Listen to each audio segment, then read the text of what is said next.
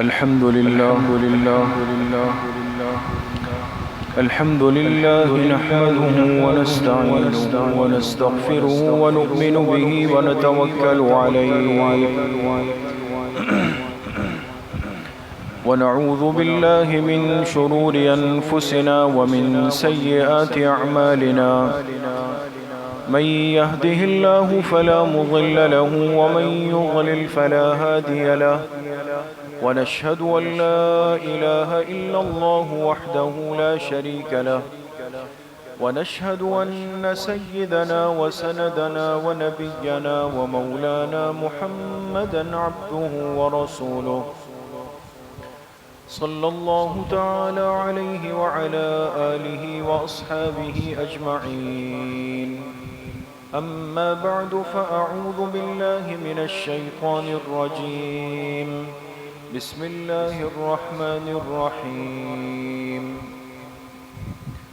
ولا تقولوا لمن يقتل في سبيل الله أموات بل أحياء ولكن لا تشعرون وقال رسول الله صلى الله عليه وسلم الحسن والحسين سيدا شباب أهل الجنة وقال رسول الله صلى الله عليه وسلم صوم عاشوراء أحتسب على الله أن يكفر السنة التي قبله صدق الله وصدق رسوله النبي الكريم ونحن على ذلك لمن الشاهدين والشاكرين والحمد لله رب العالمين.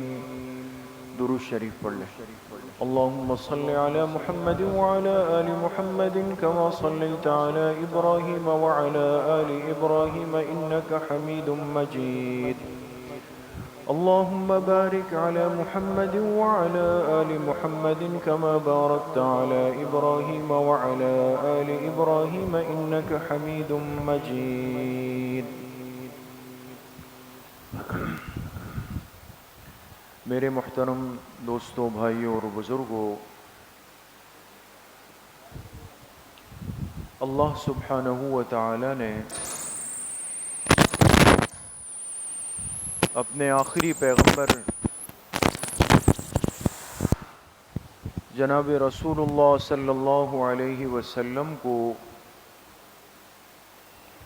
ایک ایسی جماعت اور ایسا خاندان عطا فرمایا کہ جس کی کوئی نظیر اور مثال اس کائنات میں نہ اس سے پہلے گزری نہ قیامت تک مل سکتی ہے. اس کی وجہ یہ ہے کہ اس جماعت کی، اس خاندان کی اور اس اولاد کی تربیت کرنے والی ذات خود جناب رسول اللہ صلی اللہ علیہ وسلم کی تھی.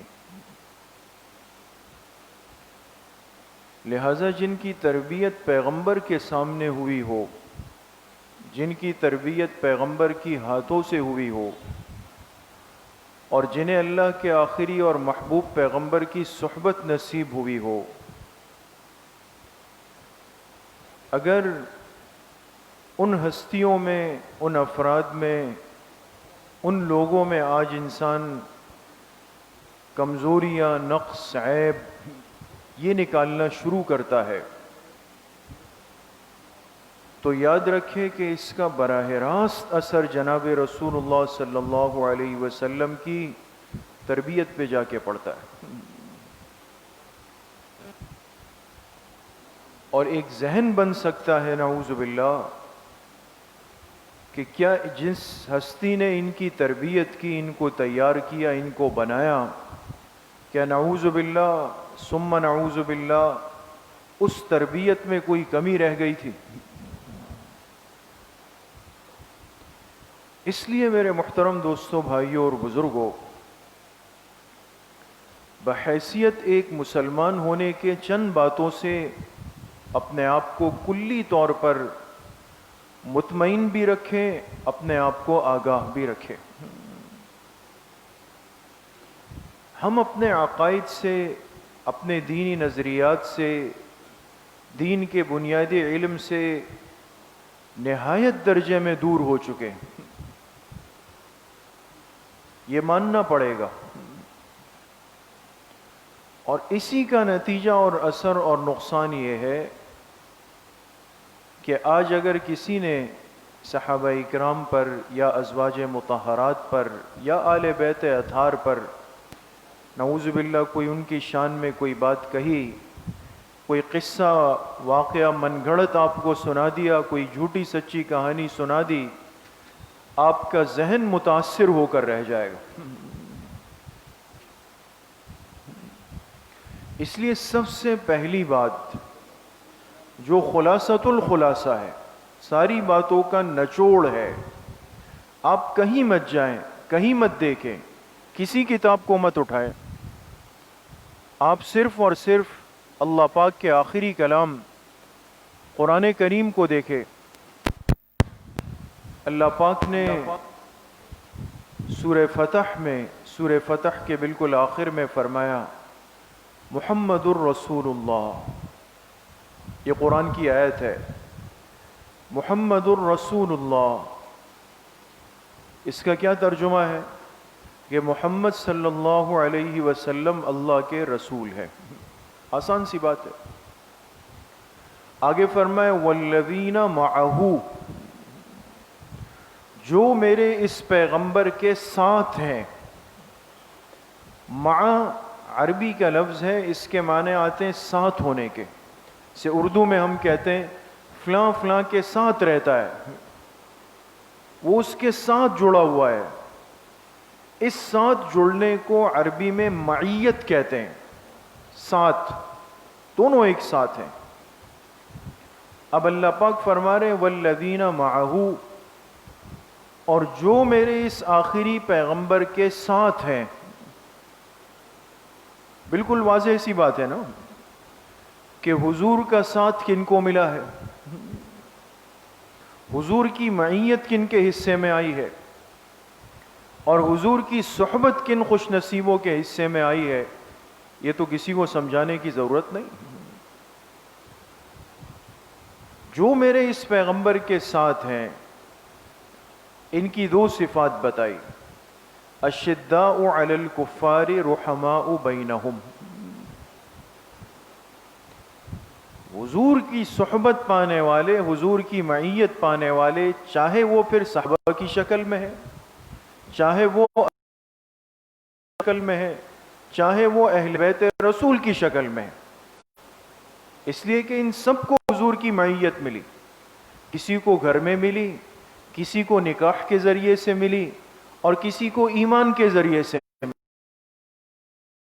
لیکن ہے سب حضور کی معیت میں، صحابہ بھی، ازواج بھی، آل بیت رسول بھی، یہ معہو میں سب شامل ہیں۔ اشداء علی الکفار، پر میں ان کی ایک نشانی یہ ہے کہ یہ کافروں کے مقابلے میں بڑے سخت ہیں، کفر کے مقابلے میں سخت ہے، اور رحماء، آپس میں رحم دل ہیں، آپس میں ایک دوسرے پر مہربان ہیں، آپس میں ایک دوسرے پر رحم کرنے والے ہیں، ایک دوسرے پر جان دینے والے ہیں۔ اب حضور کی صحبت پانے والوں کی تعریف اللہ نے رحماء بینہم فرمائی، کسی انسان نے نہیں کی۔ یہ حدیث بھی نہیں ہے دوستو، یہ قرآن کی آیت ہے، اللہ کا کلام ہے، وحی الہی ہے، اسی پہ بات کو ختم کر دیں، اس سے آگے مت جائیں۔ کبھی کوئی آپ کو پریشان نہیں کر سکتا، تنگ نہیں کر سکتا، کوئی آپ سے چھیڑ چھاڑ کرے۔ آج جو فتنے ہیں، جو ماحول بن رہا ہے، جو ایک ذہن سازی نعوذ باللہ ہو رہی ہے، اس امت کو قرآن کریم نے تصور دیا رحماء بینہم کا۔ اللہ نے سمجھایا کہ میرے پیغمبر کی تربیت میں نے کی ہے، اور پھر میرے پیغمبر نے جن کی تربیت کی ان کی نشانی رحماء بینہم، وہ آپس میں پھر رحم دل ہے۔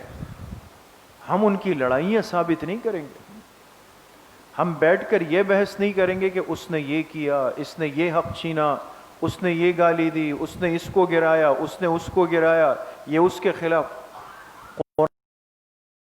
بینہم، وہ آپس میں ایک دوسرے کے لیے رحم دل تھے. اس امت کا نظریہ یہیں سے چلتا ہے. ہمارا عقیدہ ہے، ہمارا ایمان ہے کہ ایک نمبر کے صحابی سے لے کر حضرت ابوبکر صدیق رضی اللہ عنہ سے لے کر وہ صحابی جس کو حضور کی ایک لمحے کی صحبت ملی ہے، ایک لمحے کی، ایک دفعہ زیارت کی ہے جس نے آنکھوں سے، یہ جتنے صحابہ 1,00,000 سے اوپر کے ہیں، ان سب کے لیے اللہ پاک کا ارشاد رحماء بینہم ہے. اس لیے میرے محترم دوستو بزرگوں، جن کی تعریف اور وصف اللہ پاک رحماء سے ذکر کرے، اور آج میں اور آپ بیٹھ کر ترازو لے کر ان کا وزن کرنے لگ جائیں کہ ان میں سے کس کا وزن زیادہ ہے، آج میں اور آپ اس کا فیصلہ کریں کہ نعوذ باللہ کون حق پہ تھا، کون باطل پر تھا. سب حق پر تھے، الف سے یا تک حق پر تھے، A to Z حق پر تھے، اور اس لیے حق پر تھے کہ حضور کے بنائے ہوئے ہیں، حضور کے تیار کیے ہوئے لوگ ہیں. اور آپ علیہ السلام نے فرمایا ان اللہ اختار لی اصحابی و ازواجی و صہری، فرمایا اللہ نے میرے لیے میرے صحابہ کو خود چنا ہے، اللہ نے میرے لیے میری ازواج کو خود چنا ہے، اللہ نے میرے لیے میرے سسرال کو خود چنا ہے. یہ صحیح روایت ہے. تو جو صحابہ حضور کے منتخب کردہ ہے، جو ازواج مطہرات اللہ کی منتخب کردہ ہے، اور جو بنات اللہ کی منتخب کردہ ہے، اس کے بارے میں اگر نعوذ باللہ کوئی یہ تصور رکھے، کوئی کمزور پہلو رکھے گا، اس کو اپنے ایمان کی خیر منانے کی ضرورت ہے. دوست، یہ ہماری بحثیں نہیں ہیں، ایمان یہ بحثیں چل نہیں سکتی کہ کس کا مرتبہ اوپر ہے، کس کا مرتبہ نیچے. ہاں، جن کو حضور علیہ السلام نے خود ترتیب سے رکھا ہو، جن کی ترتیب حضور علیہ السلام نے خود بتائی ہو، بنائی ہو، خود حیات تھے، آخری ایام تھے، مرض الوفات تھا، اتنی کمزوری نقاہت تھی کہ خود مسجد نبوی تشریف نہیں لا سکتے تھے، تو حکم دیا مرو ابا بکر فلیصلی بالناس، جا کے ابو بکر سے کہو آ کے لوگوں کو نماز پڑھا دے. طے کر دیا کہ میرے بعد میرے مصلی پر آنے کا سب سے پہلا حقدار کون ہے؟ ابو بکر رضی اللہ عنہ، جنہوں نے حضور کے ہوتے ہوئے نمازیں پڑھائی ہے، حضور کے ہوتے ہوئے امام بنے ہیں. وہ تو طے ہو گئے کہ خلیفہ اول، خلیفہ بلا فصل، خلیفۃ المسلمین وہ ہیں. اس لیے میرے دوستو بزرگوں عرض یہ کرنا چاہتا ہوں کہ ایک ترتیب تو وہ ہے جو حضور علیہ السلام خود امت کو دے کر گئے، ان کو سمجھا کے گئے. اس میں امت کو کلام کا حق نہیں ہے کہ یہ پہلا ہے، یہ دوسرا ہے، تیسرا ہے، چوتھا ہے، وہ تو طے ہو گئی اس میں. لیکن ہمیں اپنے اس عقیدے پر آج محنت کی ضرورت ہے کہ الصحابۃ کلہم عدول، تمام کے تمام صحابہ یہ عادل تھے. کوئی نعوذ باللہ یہ نہیں سوچ سکتا کہ کسی نے اٹھ کر کسی کا حق مارا ہو. جو حضور کے لیے سب کچھ لٹا کے آئے، سب کچھ قربان کر کے آئے، بنے بنائے گھر چھوڑ کے آئے، ماں باپ اور اولاد اور بیوی جیسے رشتوں کو چھوڑ کر آئے، یہ کیسے ممکن ہے کہ وہ حضور کی اولاد کا حق کھا لے؟ یہ تو عقل نہیں مانتی نا دوستو. اس لیے میرے محترم دوستو بزرگوں، ہمیں اپنے عقائد آج سیکھنے کی، سمجھنے کی اور مضبوط کرنے کی ضرورت ہے. کون کیا کہتا ہے، کیا کرتا ہے، کیا بولتا ہے، ہر ایک کا اپنا معاملہ ہے. ہمارے کسی فرقے سے، مسلک سے، مذہب سے کوئی چھیڑ چھاڑ نہیں. لیکن افسوس اور دکھ یہ ہے کہ آج ہمارے مسلمان کو اپنے بنیادی عقائد سے لا علمی ہے، کوئی علم بھی نہیں. لہذا کسی نے آ کے کوئی کہانی سنا دی، موبائل میں کوئی کلپ بھیج دیا، کوئی بیان بھیج دیا، نیٹ پر کوئی چیز نظر آ گئی، اب پریشان گھوم رہے. اب پریشان گھوم رہے ہیں کہ جی یہ تو آج تک یہ سنتے ہوئے آئے تھے، آج تک تو یہی سمجھتے ہوئے آئے تھے، اور آج پتہ نہیں یہ کیا ہو رہا ہے۔ اس لیے میرے عزیزو دوستو بزرگوں، اس فتنوں کے دور میں اپنے عقائد کی، ایمانیات کی اور دین کی ان مقتدر، معتمد، معتبر، متفق علیہ شخصیات کی، ان سے اپنا تعارف اور ان پر اپنا اعتقاد رکھنا فرض کے درجے میں۔ چونکہ محرم الحرام کا مہینہ شروع ہو چکا ہے، پہلا عشرہ چل رہا ہے، اور اس مہینے کو ایک خاص نسبت ہے، ایک بڑی نسبت ہے تاریخ اسلام کی ایک بڑی عظیم قربانی سے۔ واقعہ کربلا میں جو حضرات شہید ہوئے، شریک ہوئے، یقیناً وہ اس امت کے معمولی لوگ نہیں تھے، سب سے بلند پائے کے لوگ تھے، بڑے اعلیٰ درجے کے لوگ تھے، اور وہ ہستیاں تھیں کہ جن کا حضور سے خونی رشتہ ہے، جن کا حضور سے جسمانی رشتہ ہے، جن کے جسم میں دوڑنے والے خون میں پیغمبر کے خون کے اثرات شامل تھے، آل بیت اطہار تھے، جن سے حضور نے محبت فرمائی تھی، جن کی محبت کو ایمان کا معیار فرمایا تھا۔ حدیث پاک میں آتا ہے جناب رسول اللہ صلی اللہ علیہ وسلم جا رہے تھے، حضرت فاطمہ رضی اللہ عنہا کے گھر کے باہر سے گزرے، دیکھیں حضرت حسین رضی اللہ عنہ بچوں کے ساتھ کھیل رہے ہیں۔ سن 4 ہجری میں حضرت حسین رضی اللہ عنہ کی پیدائش ہوئی، یعنی حضور کی وفات کے وقت ان کی عمر 6 ساڑھے 6 سال ہے، کھیل رہے ہیں بچوں کے ساتھ، حضور کو محبت تھی، گئے، اور جب ان کو اٹھانے لگے تو جیسے آپ نے دیکھا ہوگا نا، بچوں کی عادت ہوتی ہے کہ جب تھوڑے سمجھدار ہوتے ہیں تو کوئی اٹھانے لگے تو راستہ بدل لیتے ہیں، بھاگ جاتے ہیں۔ صحابی فرماتے ہیں کہ حضرت حسین رضی اللہ عنہ نے جب دیکھا کہ نانا نے ہاتھ آگے بڑھائے تو وہ بھاگ گئے، دوسری طرف چلے گئے۔ حضور علیہ السلام اس طرف سے آئے، وہ اس طرف سے آئے، جیسے بچے ہوتے ہیں نا اس طرف۔ بالآخر آپ علیہ السلام نے بڑھ کر ان کو گود میں اٹھایا، ان کو بوسہ دیا، اور پھر آسمان کی طرف چہرہ مبارک اٹھایا اور فرمایا، اے اللہ، میں حسین سے محبت کرتا ہوں، آپ بھی حسین سے محبت فرمائیں۔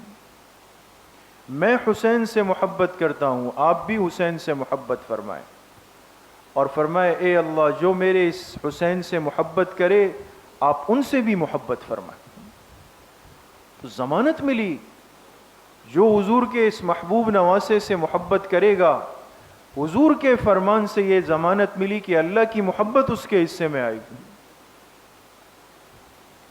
اس لیے اہل بیت رسول سے محبت ایمان کا حصہ ہے، ایمان کا تقاضا ہے۔ اور آپ علیہ الصلوۃ والسلام نے فرمایا، یہ دونوں الحسن والحسین سیدا شباب اہل الجنہ، میرے یہ دو نواسے حسن اور حسین یہ تو جنت کے جوانوں کے سردار ہوں گے۔ ہما ریحانتا یا الجنہ، فرمایا یہ دونوں میرے جنت کے پھول ہیں۔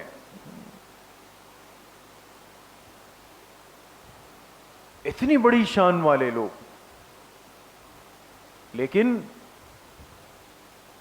اس قربانی سے ایک سبق اور پیغام کیا ملا؟ ہم واقعہ کربلا کو اس نیت سے بیان نہیں کرے کہ قصہ کہانی تھا، ظلم کی داستانیں تھی۔ ہمارا عقیدہ ہے کہ حضور کا خاندان وہ بزدل نہیں ہو سکتا، اس کائنات کے سب سے بہادر لوگ تھے، غیرت مند لوگ تھے، جری لوگ تھے۔ اس لیے آپ دیکھیں، آپ کو سمجھ آئے گا کہ جن کو دیکھا کہ وہ غلط ہے، حق پر نہیں ہے، لوگوں پہ ظلم کر رہے ہیں، ایک دن کے لیے قبول نہیں کیا. عقیدے کو سمجھے. آپ کو اہل بیت کی زندگی سے سمجھ آئے گا کہ جن کو صحیح سمجھتے تھے ان کو اپنا امام بھی مانتے تھے، ان کے پیچھے نماز بھی پڑھتے تھے، ان کے ہاتھ پر بیعت بھی کرتے تھے، اور جن کو غلط کہتے تھے گھر بار خاندان مستورات بچے سب لٹا دیے، بیعت نہیں کی، قبول نہیں کیا. اس لیے میرے دوستو بزرگوں، حضرت ابوبکر صدیق رضی اللہ عنہ خلیفۃ المسلمین بنے، 2 سال 6 مہینہ خلیفۃ المسلمین رہے، 2.5 سال کا عرصہ حضور کے مصلی پر امام رہے، اور پورے اہل بیت نے ان کے ہاتھ پر بیعت کی، ان کی اقتداء میں نمازیں پڑھی. کیوں پڑھی؟ کیوں بیعت کی؟ کیوں ان کو اپنا امام مانا؟ اس لیے کہ وہ ان کو حق پر سمجھتے تھے. بیعت کر لی، امام بنا لیا. جب یہ دنیا سے گئے، حضرت عمر رضی اللہ عنہ آئے، 10.5 سال خلیفۃ المسلمین رہے، مسجد نبوی کے امام رہے. تمام اہل بیت بشمول حضرت علی رضی اللہ عنہ کے، سب نے ان کے پیچھے نمازیں پڑھی، اپنا امام مانا، بیعت کی ہاتھ پر. کیوں کی؟ حق پر سمجھتے تھے. یہ شہید ہوئے، حضرت عثمان ابن عفان رضی اللہ عنہ آئے، 12 سال خلیفۃ المسلمین رہے، مسجد نبوی کے امام رہے. تمام اہل بیت نے ان کے پیچھے نماز پڑھی، بیعت کی، اقتداء کی، امام بنایا. کیوں؟ اس لیے کہ حق پر سمجھتے تھے. آپ سمجھ رہے بات؟ لیکن اسی جانب کو آپ ادھر لے آئیں کہ یزید نے زبردستی بیعت لینا چاہی. یزید نے کہ میں خلیفۃ المسلمین ہوں، میں امام المسلمین ہوں، میرے ہاتھ پر بیعت کرو، مجھے اپنا امام بنا لو. تو حضرت حسین رضی اللہ عنہ نے ایک نماز میں بھی ان کو اپنا امام نہیں مانا، ایک لمحے کے لیے ان کی بیعت نہیں کی، قبول نہیں کیا. کیوں؟ اس لیے کہ جن کو حق پر سمجھا تھا، جن کو حق پر سمجھتے تھے، ان کے پیچھے کئی سالوں تک نمازیں پڑھی، ان کو اپنا امام بنایا. جن کو حق پر نہیں سمجھا، ایک لمحے کے لیے بھی نہیں بنایا. اہل بیت نے فرق واضح کر دیا کہ ہم وہ لوگ ہیں اس دنیا میں، اور وہ بہادر جری لوگ ہیں کہ جن کو صحیح سمجھتے ہیں ان کی بیعت میں دیر نہیں لگاتے، اور جن کو غلط سمجھتے ہیں تو کٹ جاتے ہیں، مر جاتے ہیں، خاندان ذبح ہو جاتا ہے، امام نہیں مانتے ان کو. اس لیے میرے محترم دوستو، بھائیوں اور بزرگوں، حضور علیہ الصلوۃ والسلام کا خاندان یہ اس امت کے لیے سبق ہے، حق اور باطل میں فرق کرنے کا، حق اور باطل کا فرق سمجھانے کا. سب کٹ گئے، قربان ہو گئے، شہید ہو گئے، دنیا سے چلے گئے، کامیاب ہو گئے. لیکن آج آپ بتائیں، آج تذکرہ کس کا زندہ ہے؟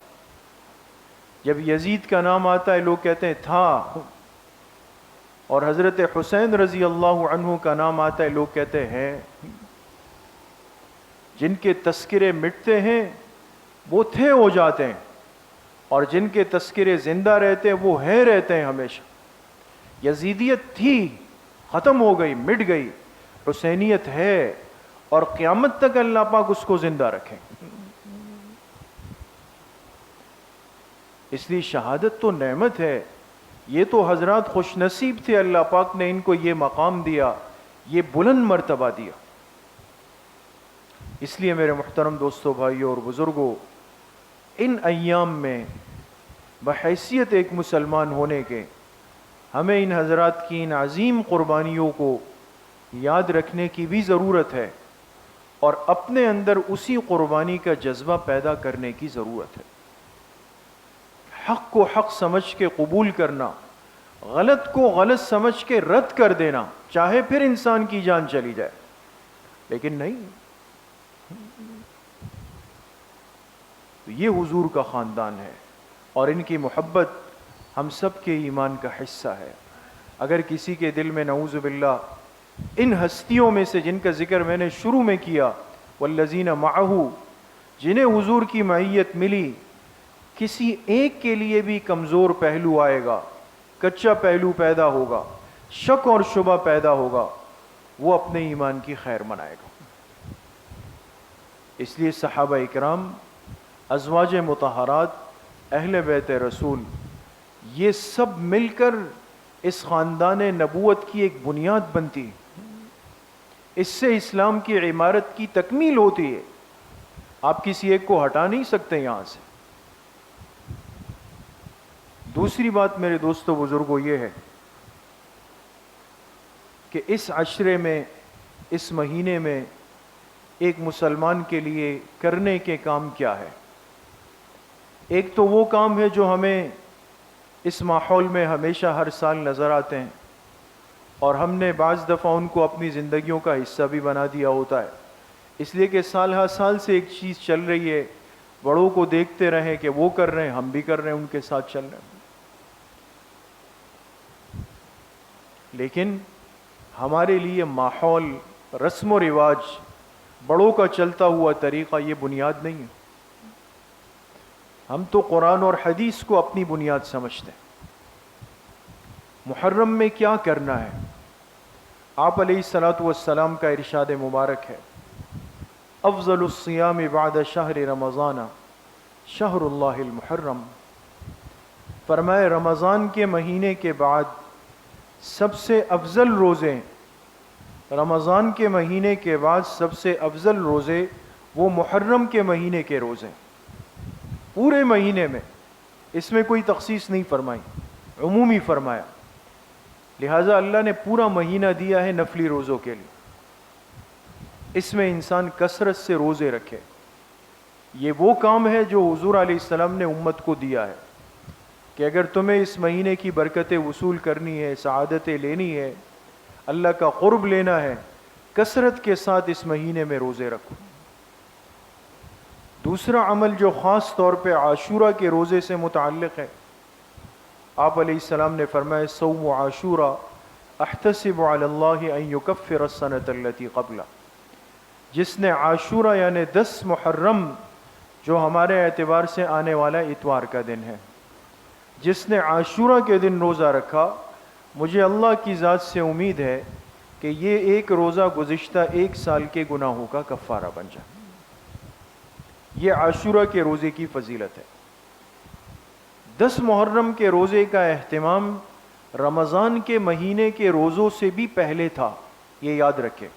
جب رمضان کے روزے فرض نہیں تھے تو 10 محرم کا روزہ رکھا جاتا تھا، یہ عرب کا مزاج تھا۔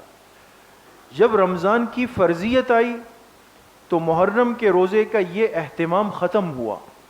دیکھیں الفاظ پہ غور کیجئے گا تاکہ بعد میں پریشانی نہ ہو۔ جب رمضان کی فرضیت آئی تو 10 محرم کے روزے کا اہتمام ختم ہوا۔ اہتمام سمجھتے ہیں نا، یعنی جو پابندی اور ترتیب تھی وہ کم پڑ گئی، اب فرض روزے مل گئے۔ جب مدینہ ہجرت کر کے حضور تشریف لائے، اب رمضان کے فرض روزے رکھتے ہیں، لیکن مدینہ میں دیکھا کہ یہاں یہود کی جو آبادی تھی وہ 10 محرم کا روزہ رکھتے تھے۔ آپ حیران ہوئے، پوچھا بھئی یہ کیا ماجرا ہے؟ انہوں نے کہا ہم تو اس لیے رکھتے ہیں بطور شکر کے، اس لیے کہ ہمارے نزدیک یہ وہ دن ہے جس دن ہمارے پیغمبر حضرت موسیٰ علیہ السلام کو اللہ نے فرعون سے نجات دی، بطور شکر کے رکھتے ہیں۔ آپ نے فرمایا کہ موسیٰ علیہ السلام تو ان کے مقابلے میں ہم سے زیادہ قریب ہیں، ہمارا رشتہ ان سے زیادہ ہے، اگر یہ بطور شکر کے رکھتے ہیں تو یہ حق تو ہم پر زیادہ بنتا ہے۔ لہٰذا آپ نے فرمایا آئندہ ہم بھی عاشورہ کے دن کا روزہ رکھیں گے۔ اب دیکھیں عاشورہ کا روزہ تو پہلے بھی تھا نا، لیکن اہتمام کیوں ختم ہوا؟ رمضان کے روزوں کی وجہ سے۔ دوبارہ اہتمام کیوں شروع ہوا؟ یہود کی یہ بات سن کر آپ نے فرمایا ہم بطور شکر کے رکھیں گے۔ لیکن اب آپ کے سامنے صورتحال یہ تھی کہ 10 محرم کا روزہ ہم بھی رکھیں، یہود بھی رکھے۔ آپ نے فرمایا خالف الیہود، ہم تو یہود کی مخالفت کریں گے، ظاہری مشابہت بھی ان کی قبول نہیں ہے۔ لہٰذا فرمایا کہ اگر میں اگلے سال تک رہا اس فانی دنیا میں، لَأَصُومَنَّ الْيَوْمَ التَّاسِعَ، میں 10 کے ساتھ 9 محرم کے روزے کو جوڑ دوں گا۔ سمجھ گئے؟ لہٰذا اب سنت کیا ہے؟ کہ اگر کسی کا یہ روزہ رکھنے کا ارادہ ہو تو وہ دونوں دنوں کا روزہ رکھے، سنت 9-10 دونوں کا، تو سنت کی تکمیل ہو جائے گی۔ اور اگر کوئی 9 کا نہ رکھے 11 کا رکھ لے تو علماء نے لکھا تب بھی تکمیل ہو جائے گی، لیکن افضل اور بہتر یہ ہے کہ 9 اور 10 محرم دونوں دنوں کا روزہ اہتمام کے ساتھ رکھا جائے، تو بڑی فضیلت والا روزہ ہے، اس کا اہتمام ہو جائے۔ اور تیسری چیز جو بعض روایات سے ہے، آپ علیہ السلام نے فرمایا من وسع علی عیالہ، ایک روایت میں علی اہلہ یوم عاشورہ وسع اللہ علیہ سائر السنہ، جو اپنے گھر والوں پر عاشورہ کے دن وسعت کرے گا، 10 محرم کے دن وسعت کرے گا، اللہ اس پہ پورا سال وسعت فرمائیں گے۔ یہ سند مختلف حدیث کی کتابوں میں ہے، اس کا ضعف بھی ہے، لیکن نقل کرنے والے سارے راوی جتنے ہیں، حضرت سفیان ثوری ہے، عبداللہ ابن مبارک ہے، سب حضرات کہتے ہیں ہم نے اس پر 40 سال اس روایت پر عمل کیا، ہم نے اس کو اسی طرح پایا کہ جو عاشورہ کے دن گھر والوں پہ وسعت کرتا ہے اللہ پاک اس پر پورا سال وسعت فرما دیتے۔ یہ عمل وہ ہیں جو ہمارے کرنے کے ہیں دوست، نفلی روزوں کا اہتمام، 9-10 محرم کے روزے کا اہتمام، اور عاشورہ کے دن اپنے اہل خانہ یعنی گھر والوں پر انسان وسعت کرے، اچھا کھائے، اچھا بنائے، اور خود آپس گھر والوں کی ایک دوسرے کی خدمت کریں، یہ ساری برکات حاصل ہوں گی۔ اللہ پاک مجھے بھی آپ سب کو صحیح عمل کی توفیق نصیب فرمائیں۔ الحمدللہ رب العالمین، الصلاة والسلام علی سید الانبیاء والمرسلین سیدنا و مولانا محمد وآلہ واصحابہ اجمعین۔ یا اللہ یا ارحم الراحمین، ہمارے صغیرہ کبیرہ ظاہراً باطناً ہر طرح کے گناہوں کو معاف فرما دے۔ یا اللہ پوری امت کے گناہوں کو معاف فرما دے، اپنی رضا والی زندگی نصیب فرما دے، نفس اور شیطان کے وساوس سے حفاظت فرما دے، اپنی معصیت سے، اپنی نافرمانی سے، اپنی ناراضگی سے ہماری حفاظت فرما دے۔ اس مبارک مہینے کے مسنون اعمال کا اہتمام کرنے کی توفیق نصیب فرما دے، ہر قسم کے رسم و رواج سے، بدعات سے، خرافات سے، ہفوات سے یا اللہ ہماری اور پوری امت کی حفاظت فرما دے۔ جتنے بیمار گھروں میں ہیں، اسپتالوں میں ہیں، سب کو شفاء کامل عاجل نصیب فرما دے۔ جتنے مرحومین مرحومات دنیا سے چلے گئے سب کی مغفرت فرما دے، ہم سب کا خاتمہ بالایمان و بالخیر نصیب فرما دے۔ ہماری دعاؤں کو اپنے فضل و کرم سے، فضل و رحمت سے اپنی بارگاہ میں قبول اور منظور فرما دے۔ صلی اللہ وسلم علی نبینا محمد وآلہ وصحبہ اجمعین برحمتک۔